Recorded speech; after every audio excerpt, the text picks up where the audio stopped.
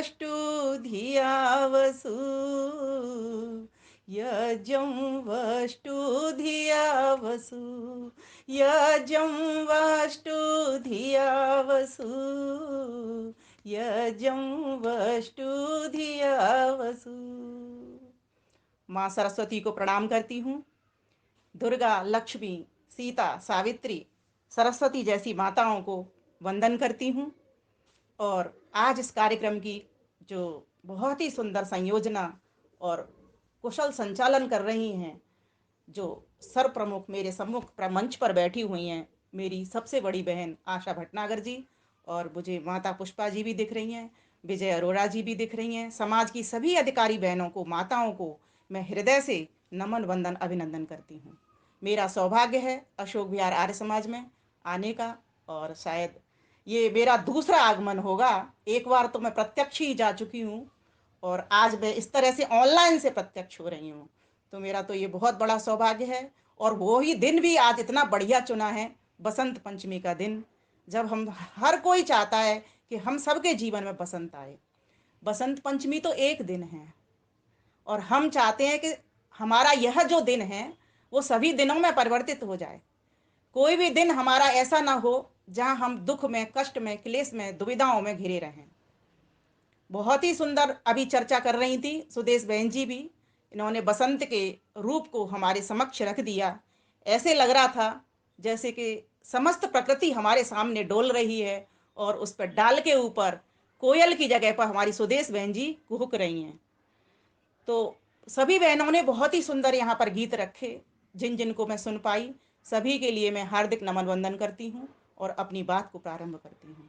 मैंने अभी एक मंत्र लिया है, विषय मेरे पास हैं 3, और मुझे समय लगता है शायद 30 या 45 मिनट अगर मेरे पास होंगे। अगर मैं डिवीजन करूँगी 3 विषयों का तो 15-15 मिनट मुझे चाहिए कम से कम, क्योंकि विषय इतने गहरे हैं और बड़े हैं, और मैं चाहूँगी इनको जैसे किसी सागर को गागर में समेटने, ऐसा मैं प्रयास करूँगी। देखती हूँ कितनी कामयाब होती हूँ, कम शब्दों में और अधिक से अधिक बात आप तक पहुँचा पाऊँ, ऐसा मेरा प्रयास रहेगा। तो सभी आचार्यजन, वक्ता देश विदेश से, और जो भी भजनीक या जो भी श्रोतागण यहाँ पर जुड़े हुए हैं, जो मुझे सुन रहे हैं, उन सभी को भी मैं हार्दिक नमन वंदन करती हूँ। माँ सरस्वती की कृपा से आज हम सभी बड़े सौभाग्यशाली हैं कि महर्षि देव दयानंद के बाद में जन्मे हैं, जिससे उनके आदर्श, उनकी प्रेरणा हम सभी के पास पहुंची हुई है। वेद हमारे पास नहीं थे, वेदों का ज्ञान महर्षि दयानंद सरस्वती ने हमें कराया। जर्मन से जाकर के उन्होंने 2 बंदे तैयार किए और वहां से लाकर के हमारे समक्ष वेदों का ज्ञान रखा। वस्तुतः बसंत पंचमी सरस्वती पूजन का दिवस है, सरस्वती की आराधना का दिवस है। इसीलिए आपने देखा होगा जगह जगह, कॉलोनी कॉलोनी में, नगर नगर में, गांव गांव में, शहर शहर में, सभी जगह बसंत पंचमी के दिन सरस्वती की पूजा अर्चना वंदना होती है। वो किसी भी रूप में हो, वो एक अलग भाव चला जाता है। कोई उसकी प्रतिमा बना करके करता है, कोई उसको निराकार रूप में उसकी उपासना करता है। ईश्वर तो एक ही है, उसके अनेक अनेक नाम हैं। उसी को हम सरस्वती कहते हैं, उसी को हम लक्ष्मी कहते हैं, उसी को हम दुर्गा कहते हैं। ईश्वर के तीनों लिंगों में नाम आए हुए हैं। ईश्वर के पुल्लिंग में भी नाम आए हुए हैं, देव भी ईश्वर को कहा है, ब्रह्मा भी कहा है, विष्णु भी कहा है, महेश भी कहा है। वहां पर ईश्वर के देवी रूप में स्त्रीलिंग में भी नाम आए हुए हैं, वहीं पर ईश्वर के नपुंसक लिंग में भी नाम आए हुए हैं। लेकिन ईश्वर का कोई लिंग होता नहीं।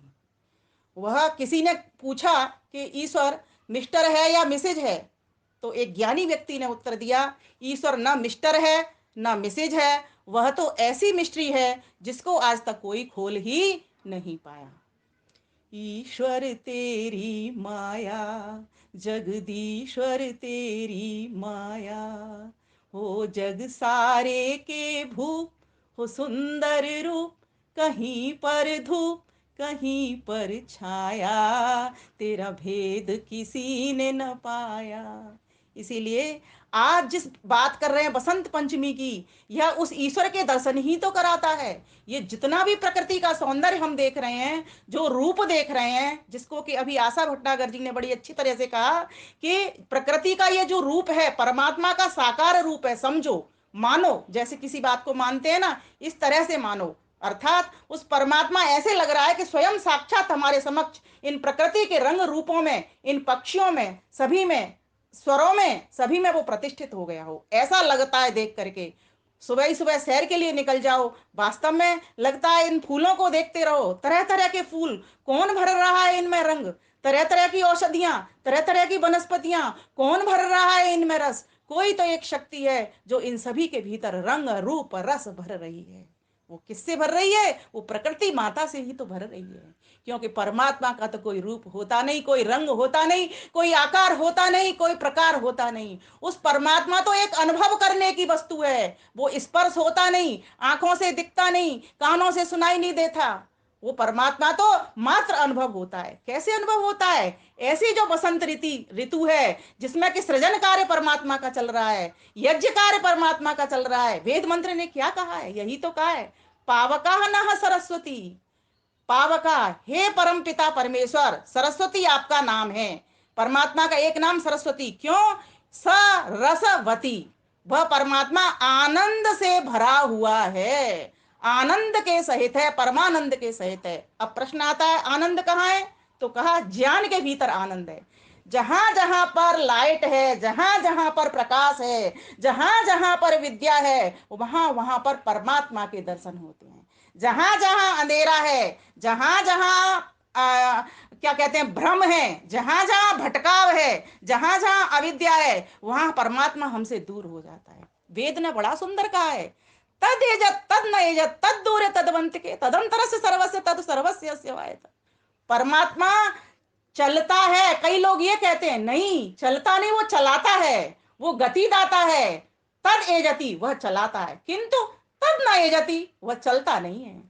क्यों नहीं चलता? प्रश्न आता है। तो कहा, वो सर्वव्यापक होकर के वो परमात्मा सब जगह पर स्थिर हो रहा है। ये जो प्रकृति का बसंत का जो रूप देख रहे हो, किला किला, ये कैसे हो रहा है?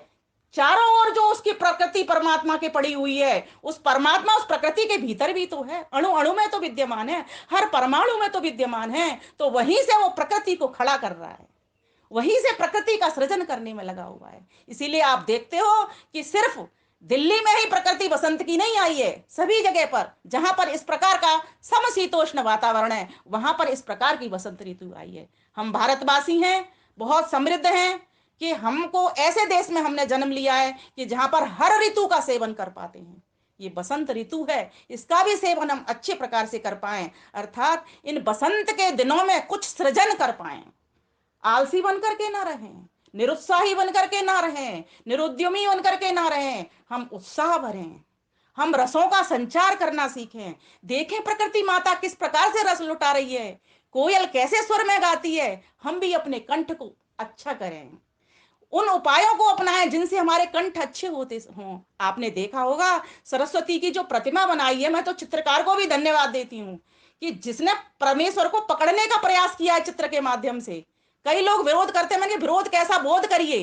विरोध में नहीं जीना, बोध में जीना है। देखो उस चित्रकार को धन्यवाद दो जो परमात्मा को कैच कर रहा है और किस तरीके की पेंटिंग बना रहा है। देखो उसके हाथ में वीणा लगा दी है। ये जीवन हमारा संगीतमय हो, दुख आए, सुख आए, कष्ट आए, क्लेश आए, मान मिले, अपमान मिले, हर्ष हो, दुख हो, शोक हो, सुख हो, हर स्थिति में समता हो। बस यही तो बसंत ऋतु सिखा रही है। यो न हृष्यति न द्वेष्टि न शोचति न कांक्षति शुभाशुभ परित्यागी भक्तिमान में प्रिय। कृष्ण भगवान अर्जुन को क्या कहते हैं कि जो व्यक्ति यो न हृष्यति ना द्वेष्टि, ना तो राग करता और ना द्वेष करता, ये दोनों ही खराब चीजें, खतरनाक चीजें। आदमी को राग भी बहुत जल्दी होता है, छोड़ने का मन नहीं करता, और फिर राग होता है उस वस्तु से तो फिर द्वेष भी हो जाता है। इसीलिए यो न रिष्टि ना द्वेष्टि, हमें न तो अधिक हर्षित होना मान मिलने पर और न अपमान होने पर हमें किसी से द्वेष करना। कोई हमें फूल की माला पहनाए तब भी उसका धन्यवाद, और कोई हमारा अपमान कर दे तो भी उसको।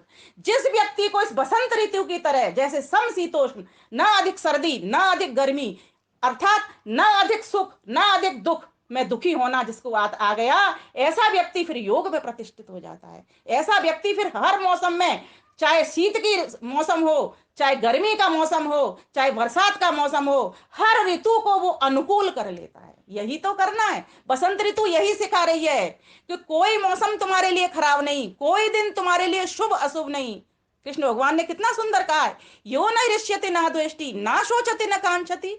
न जो शोक करता है और न बहुत बड़ी बड़ी महत्वाकांक्षाएं लेकर के बैठ जाता है, इच्छाओं को बढ़ा लेता है कि मुझे ये भी चाहिए वो भी चाहिए। भोगों से कभी भी आदमी की तृप्ति नहीं हुई, ये हम सभी जानते हैं। तो ये बसंत ऋतु हमें ये सिखाने के लिए आई है।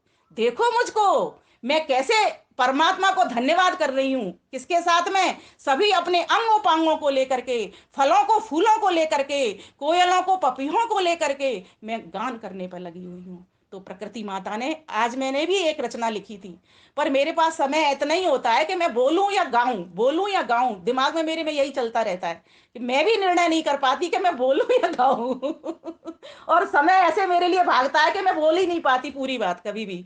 तो मैं आगे की बात रखना चाहती हूँ। तो मंत्र ने क्या कहा कि पावका नः सरस्वती, ज्ञानमान देवी मुझे पवित्र करे। और ध्यान रखना कि वो जो देवी है, वो देवी किस प्रकार से प्राप्त होती है। तो कहा वो देवी के चार तरीके होते हैं, चार तरीकों से वो प्राप्त होती है। उस देवी का नाम क्या है? उस देवी का नाम है विद्यावाणी। वेद ने उसको वाणी भी कहा है, वेद ने एक जगह पर उसको सरस्वती को नदी भी कहा है। तो हमारा जीवन नदी की तरह प्रवाहित रहे, बहता रहे। और हमारा जीवन कब बह सकता है? जब हम विद्यावान होते हैं। ध्यान देना, अविद्यावान व्यक्ति, मूर्ख व्यक्ति कभी भी बहना नहीं जानता, किसी का उपकार करना नहीं जानता। उपकार वही कर सकता है जो भीतर से प्रकाशित है। भाई प्रकाश वही तो देगा जिसके पास है, जिसके पास जो वस्तु होगी वो वही तो देगा। तो कहा कि पावका नह सरस्वती, वह ज्ञानवान देवी, विद्या की देवी, वह वाणी मुझको पवित्र करे। और वो कैसे करेगी? तो कहा यज्ञम वस्तु, जब तुम परोपकार के कामों में लगेंगे। जैसे प्रकृति माता इस वक्त क्या कर रही है? एक वैभव लुटा रही है। देखो उसको सृजन कर रही है। कैसे कर रही है? चिंतकों के रूप में, ज्ञानियों के रूप में, ध्यानियों के रूप में, लेखकों के रूप में, विचारकों के रूप में, साधकों के रूप में, ऋषियों के रूप में, मुनियों के रूप में, विद्वानों के रूप में, योगियों के रूप में। इस प्रकार से प्रकृति माता हमको ये सिखा रही है, मेरे प्यारे बच्चों तुम आओ मेरी गोद में, मुझे देखो मैं कैसे हंस रही हूं।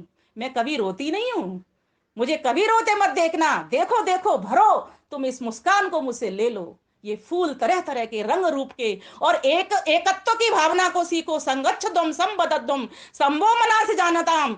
आज तुम्हारे समाज में, आज तुम्हारे परिवार में, आज तुम्हारे राष्ट्र में क्यों सुख शांति नहीं है? क्योंकि तुम्हारे पास सरस्वती नहीं है, तुम्हारे पास ज्ञान नहीं है, तुम्हारे पास आनंद नहीं है। आनंद कहाँ मिलता है? कहा विद्या में मिलता है। विद्या किसको कहते हैं? यथार्थ ज्ञान को विद्या कहते हैं। जहां जहां पर यथार्थ ज्ञान है वहां वहां विद्या है।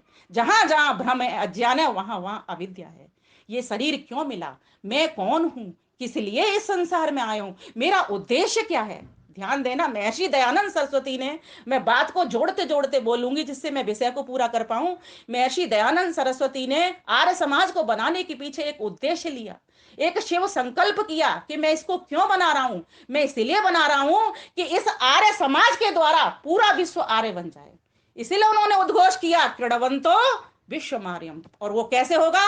तो कहा इंद्रम वर्धन तो अवतर, जो सज्जन महात्मा लोग हैं उनको बढ़ाओ, अपग्नम तो रावण, और दुष्ट दुरात्मा लोग हैं उनको साफ करो। सीधा बंदूक से उड़ा दो इन आतंकवादियों को, अलगाववादियों को, उग्रवादियों को। सीधा वेद ने आदेश कर दिया, तब जाकर के सुख शांति होगी। महर्षि दयानंद सरस्वती ने इस पर विचार किया, तो उन्होंने 27 नियम बनाए। आपको बताऊं मैं, लेकिन धीरे धीरे करके कालांतर में 18 हुए। 18 के बाद आज हमारे पास वो 10 नियम हैं। अगर व्यक्ति उन 10 नियमों को, आर्य समाजी व्यक्ति कोई भी हो जो आर्य समाज जाता है, अगर उन 10 नियमों को अपने जीवन में प्रतिष्ठित कर लेता है, तो समझना महर्षि दयानंद सरस्वती का वो श्रद्धांजलि दिवस मना रहा है। महर्षि दयानंद सरस्वती को सच्चे मन से वो पुकार रहा है। अन्यथा ये जो वाचन है, ये जो पाठन है, पठन पाठन है, या फिर ये लेखन है, सब बर्बाद हो जाएगा। महर्षि दयानंद का यही एक संकल्प था कि इस आर्य समाज के द्वारा, आज हो क्या रहा, मैं आर्य समाजी होकर के रह गया। अरे उन्होंने तो ये कहा, मैंने तो ये ऐसा बनाया है कि इस लाइट को ले जाकर के चारों ओर बिखेर दो, एक जगह ही मत रह जाओ। लेकिन हम संकुचित रह गए, हमने आर्य समाजियों ने आर्य समाजियों को ही सिखाया। हम कहीं बाहर निकल ही नहीं पाए। हमने पौराणिक कह करके लोगों को काट दिया। आज महर्षि दयानंद सरस्वती का हम जन्मोत्सव मना रहे हैं, तो याद करें उन महर्षि दयानंद सरस्वती के। उन्होंने 17 बार जहर पिया और 18 बार के विष में उन्होंने प्राण त्याग कर दिया। हम सभी इस बात से परिचित हैं। मैं कहानी किस्सों पर नहीं जाऊंगी, लेकिन उनके उद्देश्य को, उनकी भावना को, सब सत्य विद्या और जो पदार्थ विद्या से जाने जाते हैं, उन सब का आदि मूल परमेश्वर है। जहां जहां भी आप सत्य विद्या पाते हो, जहां जहां भी सरस्वती पाते हो, वहीं वहीं नमन करना शुरू कर दीजिए। ज्ञानी व्यक्ति मिले हाथ जोड़िए, ध्यानी व्यक्ति मिले उसे ध्यान सीखिए। हाथ जोड़ना क्या है? उस चीज को, उस व्यक्ति की चीज को अपने जीवन में धारण कर लेना, बस यही तो है ध्यान।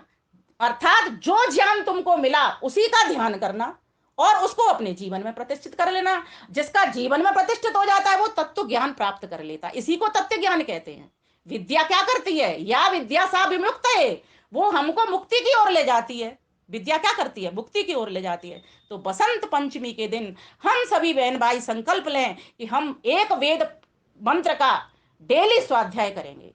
एक वेद मंत्र को अपने जीवन में पहले पढ़ेंगे, सुनेंगे, फिर उसको गुनने का प्रयास करेंगे। गुन करके स्वयं ही अपने पास तक सीमित नहीं रहेंगे, उसको आगे आगे बढ़ाएंगे।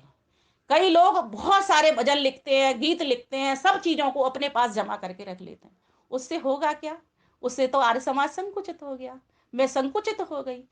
अगर मैंने वो प्रसार कर दिया तो समझो वो यज्ञकार कर दिया। वेद मंत्र ने क्या कहा? यज्ञम वस्तु धिया वसु, अर्थात देव पूजा, संगतिकरण और दान हमारे हर पर्व के साथ जुड़ी हुई है। पर्व कहते किसे हैं? पर्वती पूरयति, पर्वती पूरयति जनानाम आनंदेन इति पर्व, अर्थात जिससे परिवार को, समाज को, राष्ट्र को सुख मिले, उसको पर्व कहते हैं। पर्व करते क्या है? जोड़ने का काम करते हैं। पर्व क्या करते हैं? खुशियां भरने का काम करते हैं, एक दूसरे के सुख चैन का काम करते हैं कि सभी को सुख मिले, सभी को शांति आए, सभी का जीवन प्रकाशित हो, यही तो पर्व करते हैं। और ये बसंत पंचमी का पर्व, महर्षि दयानंद का जन्मोत्सव यही सिखाने के लिए आया है कि हम सभी बहन भाई एक चाल वाले हो जाएं, एक मन वाले हो जाएं, एक काम वाले हो जाएं, कुर्सी का, पद का लालच छोड़ करके कुर्सी देने वाले हो जाएं, आगे आगे लोगों को सम्मान दे करके बिठाने वाले हो जाएं। तब जाकर के महर्षि दयानंद का उद्देश्य पूरा होगा और हम उनके फिर भक्त कहलाने के अधिकारी भी होंगे। तो महर्षि दयानंद सरस्वती का जन्म दिवस आएगा तो कब? आप सभी को पता है 8 मार्च को आ रहा है तिथि के हिसाब से, क्योंकि फागुन कृष्णा दशमी तिथि को उनका जन्म हुआ था। चूंकि 12 तारीख से लोग कई राज्यों में मना रहे हैं, जैसे हरियाणा प्रांत का मुझे पता चला है, वहां पर आधी जगह छुट्टी हो रही है। ठीक है, कोई बात नहीं, मैं कहती हूँ 12 तारीख को उस दिन की डेट आप हमें याद हो जाएगी इस तरह से। और हम 8 मार्च तक लगातार जब भी कार्यक्रम करेंगे, जितने भी कार्यक्रम करेंगे, उनमें महर्षि दयानंद के उद्देश्यों की, महर्षि दयानंद के नियमों की ही चर्चा करेंगे। मैं तो आशा बहन जी को निवेदन भी करना चाहूंगी कि वो एक कार्यक्रम नियमों पर ही रखें कि महर्षि दयानंद सरस्वती के नियम क्या है, क्योंकि प्रेरणा जब तक हमने नहीं ली उनके जीवन से तब तक बात बनेगी नहीं। कल मैंने दयानंद चालीसा बच्चों के लिए तैयार किया है, एक 40 लाइन का। कल मैंने वो सुनाया था, यूट्यूब पर लगा दिया, आप सुन सकते हैं उसको। और आप में से बहुत बहनों ने जुड़ करके सुना भी था। तो अगर हम ऐसी छोटी छोटी जीवनी अपनी कलम के द्वारा, जो बहनें लिख सकती हैं लिखें, जो गा सकती हैं वो गाएं, है ना, जो चिंतन नया कर सकती है वो चिंतन करें। ये बसंत ऋतु हमको क्या सिखाने आई है? यही तो सिखाने आई है तुम सृजन करो। जो व्यक्ति, ध्यान रखना, जो व्यक्ति सृजन कार्य करता है, अपनी शक्ति को, अपनी बुद्धि को, अपनी भक्ति को परिवार के, समाज के, राष्ट्र के काम में लगाता है, वही समझना परमात्मा का अमृत पुत्र है। वही समझना असल में सही मायने में बसंत ऋतु का पर्व मना रहा है। वही असल मायने महर्षि दयानंद सरस्वती का जन्म मना रहा है। तो आइए मैं अपनी रचना को भी थोड़ा सा कह दूं, नहीं तो फिर ये सब रखा रह जाएगा मेरा रखा हुआ सामान। फिर उसके बाद वीर हकीकत राय के पास आऊंगी मैं। वीर हकीकत राय का बलिदान हम सभी जानते हैं, बसंत पंचमी के दिन हुआ था, जैसा कि हमको पढ़ने में मिला है। तो अभी मैं अपनी रचना बोल देती हूँ। बसंत ऋतु वाली इधर गई, ये रही। आया बसंत प्रकृति सर से हर से वसुधा फुलवारी रे। आया बसंत प्रकृति सर से हर से वसुधा फुलवारी रे। पियू पियू पियू पियू बोले पपिहा, पियू पियू पियू पियू बोले पपिहा, कोयल लागे प्यारी रे। आया बसंत प्रकृति सर से, हर से वसुधा फुलवारी रे। आया बसंत प्रकृति सर से, हर्षे वसुधा फुलवारी रे। वायु बहे शीतल सुख कर, और मधुवर से नदियां सागर। वेद कहता है वायु बहे शीतल सुख कर, और मधुवर से नदियां सागर। फूली सरसों नृत्य करे, रंग पीत ओढ़ चुनरी चादर। फूली सरसों नृत्य करे, रंग पीत ओढ़ चुनरी चादर। औषधि वनस्पति भी हो रसीली,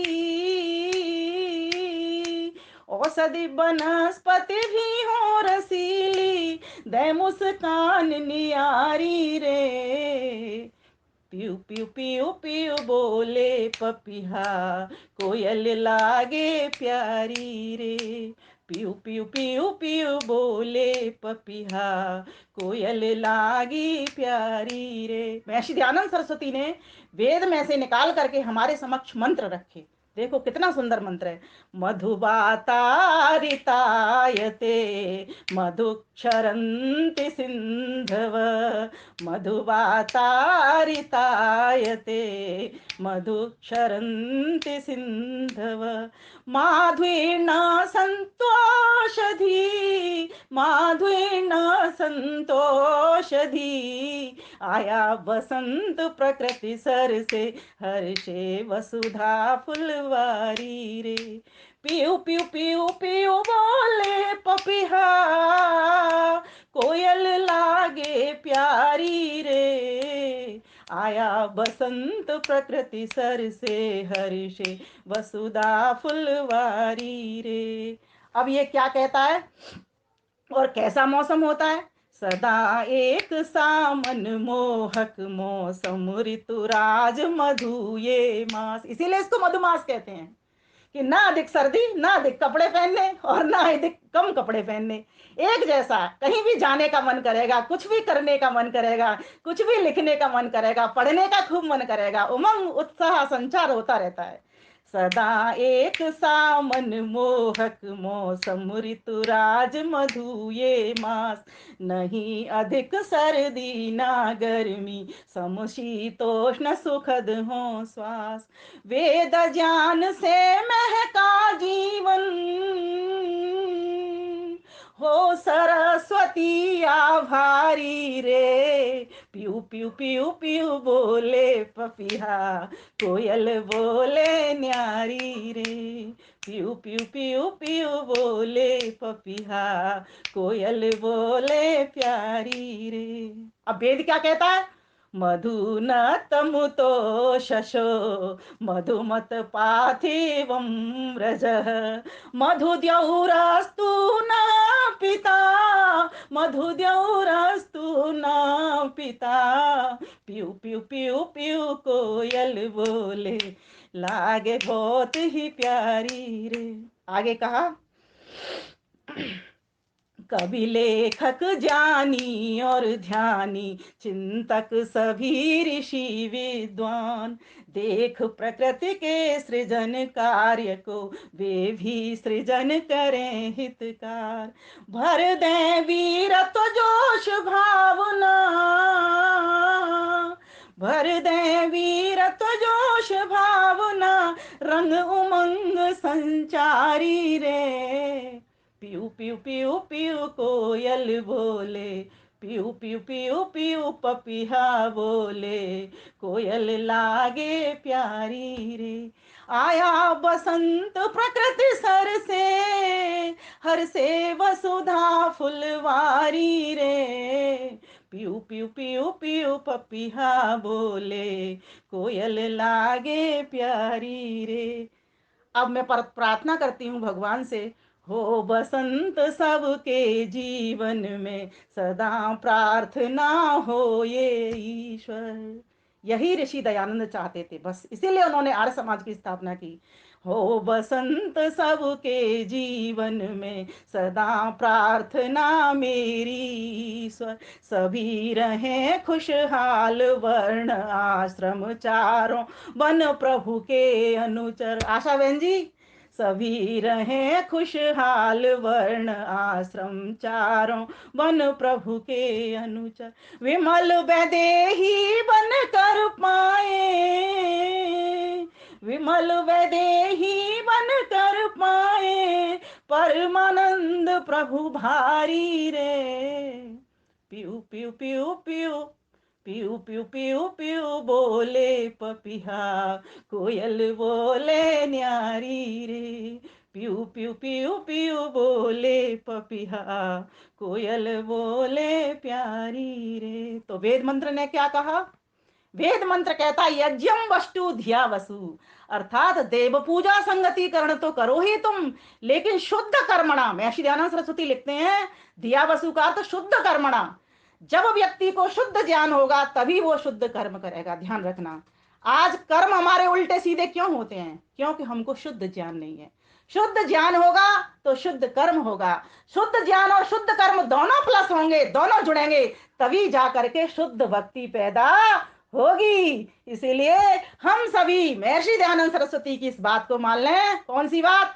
वेद सब सत्य विद्याओं का पुस्तक है, वेद का पढ़ना पढ़ाना और सुनना सुनाना सभी मानवों का श्रेष्ठ धर्म है, परम धर्म है, परम कर्म है, परम मर्म है। जिस दिन हमारे भीतर ये बात आ जाएगी, शुद्ध ज्ञान लेना शुरू कर देंगे, वेद भगवान के पास, मां सरस्वती के पास बैठना शुरू कर देंगे, ऑटोमेटिकली हमारे भीतर आनंद आता चला जाएगा। कभी भी गलत कर्म होगा ही नहीं। गलत कर्म तो होता ही तभी है हमसे जब हम अज्ञान में होते हैं। जब हमारे पास ज्ञान हो जाएगा तो परम आनंद की फिर कहीं कमी नहीं है। कहीं भी चले जाओ, कहीं भी बैठो, किसी से भी वार्ता करो, किसी से भी मिलो, अब तो वो परमात्मा ही नजर आता है चारों ओर। हर जर्रे जर्रे में वो तू ही है समाया। प्रभु मैं तो बावला तुझे जन कहां कहां ढूंढ आया, लेकिन तू तो मेरे भीतर ही था। हमारी माता जी कहा करती थी कि बगल में छोरा देश डिंडोरा, कस्तूरी कुंडल वसे मृग ढूंढे वन माय, ऐसे घट घट राम है दुनिया देखे ना है। वो निराकार परमात्मा इस बसंत ऋतु की प्रेरणा देने के लिए हमको आता है। ये बसंत हम सबके जीवन में आया आए, ऐसी मैं सभी के लिए प्रार्थना करती हूँ। चारों वर्ण, चारों आश्रम सुख में हो, शांत में हो, समृद्ध में हो। और अब मैं आती हूँ, इन्हीं दिनों पर बाल वीर हकीकत राय का बलिदान दिवस भी हुआ। 13 वर्ष की उम्र में जिसने किया बलिदान, वीर बालक का करें जय जय जय गुणगान। जय हो वीर हकीकत राय, जय हो वीर हकीकत राय, जय हो वीर हकीकत राय। तुमको मैं हूँ शीस नवाए, तुमको मेरा शीस नवाए। तो इस प्रकार के वीर बालक हमारी माताएं जन्म दे देती हैं, और ऐसे वीर बालकों के ऊपर हमारी ये जो माता है बसंत पंचमी माता, प्रकृति माता, ये भी हर्ष मना रही है। क्योंकि अपनी संस्कृति के लिए जो मर मिटे वही भारत माता का पुत्र होता है। तो कहा कि ऐसे वीर पुत्र, एक अकेले वीर हकीकत राय ही नहीं, ये तो बसंत पंचमी की याद है, इसीलिए आज हम इनको याद करते हैं। लेकिन ऐसे वीर बालकों ने, और ये जिनकी हम नाम जानते हैं भगत सिंह वगैरह, इनकी भी कितनी आयु थी आपको सभी को पता है। इनकी भी 30 से ऊपर कोई था ही नहीं। तो छोटी उम्र में जो काम कर जाते हैं बालक, वो माताओं के कारण कर जाते हैं। तो उस वीर की हकीकत ये विमल क्या कहेगी, उस वीर के लिए मेरी तो कलम न चलेगी। तो कहा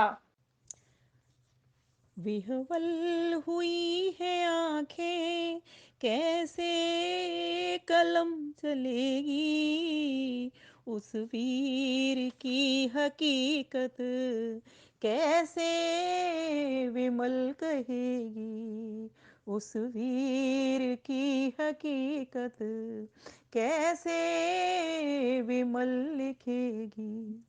छोटी सी उसकी आयु, कोई वर्ष 15 होगी, जिस माँ ने उसको जन्मा पत्थर की छाती होगी, शत नमन ऐसी माँ को, इतिहास जो रचेगी, उस वीर की हकीकत कैसे विमल लिखेगी।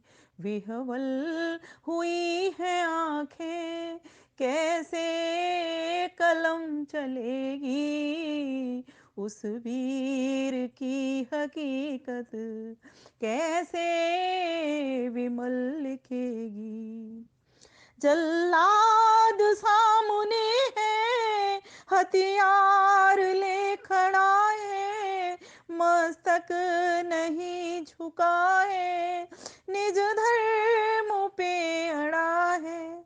जय जय मां अम्बे गौरी, आकाश में गूंजेगी, उस वीर की हकीकत कैसे विमल लिखेगी।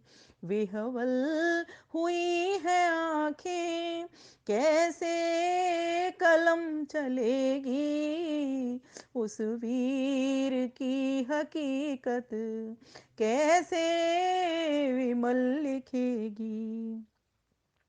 आगे कहा, कट कर गिरी है गर्दन, वो वीर हंस रहा है, जागो हिंदुआरियों, निर्देश लिख रहा है। अभी न तुम जगे तो निशानी भी ना रहेगी, उस वीर की हकीकत कैसे विमल लिखेगी। कट रही आज गौएं, गाली भी थम न रही है, ये गैंग गैंग टुकड़े माँ को धमक रही है। नारे भी राष्ट्ररोधी, आंधी ये कब थमेगी, उस वीर की हकीकत कैसे विमल लिखेगी। विह्वल हुई है आंखें, कैसे कलम चलेगी, उस वीर की हकीकत कैसे विमल लिखेगी। यदि भाई हो तुम मेरे, इस्लाम को समझ लो, माँ भारती के वंशज सब एक हो के रह लो। सब लोग ये समय रहते प्रतिक्षण बसंत रहेगी, उस वीर की हकीकत कैसे विमल लिखेगी, कैसे विमल लिखेगी। तो इस प्रकार से यह जो बसंत पंचमी का पर्व है, सरस्वती का वंदन भक्ति उत्सव है और वीरों के बलिदान की शक्ति शौर्य का उत्सव है। कवियों, लेखकों, चिंतकों, मनीषियों के सृजन का दिवस है। तो हम सभी को, और अभी महर्षि दयानंद सरस्वती का हम सभी जन्मोत्सव भी मना रहे हैं। तो इस प्रकार से इन सभी बातों को जानते हुए, समझते हुए, अगर हम चाहते हैं कि हमारे जीवन में बसंत आवे, तो महर्षि दयानंद सरस्वती के बनाए हुए नियमों को हम अपने जीवन में आत्मसात करें, महान पुरुषों की राह पर चलने वाले बने। संगच्छध्वम संबद्धध्वम शंभो मनांसि जानताम, देवा भागम यथा पूर्वे संजय नाना उपासते। इस प्रकार से इस मंत्र को अपने जीवन में आत्मसात करें, तभी हमारा अपना भी कल्याण और इसी में सबका कल्याण। यह पूरी वसुधा हमारी माँ है, हम इसके पुत्र हैं। माता भूमि पुत्रो हम पृथिव्या। हमारा कर्तव्य बनता है कि हम इस अपनी माता का, जिसका दूध पी रहे हैं, अन्न जल खा रहे हैं, इसका कर्ज चुकाने वाले बने। धन्यवाद, नमस्ते।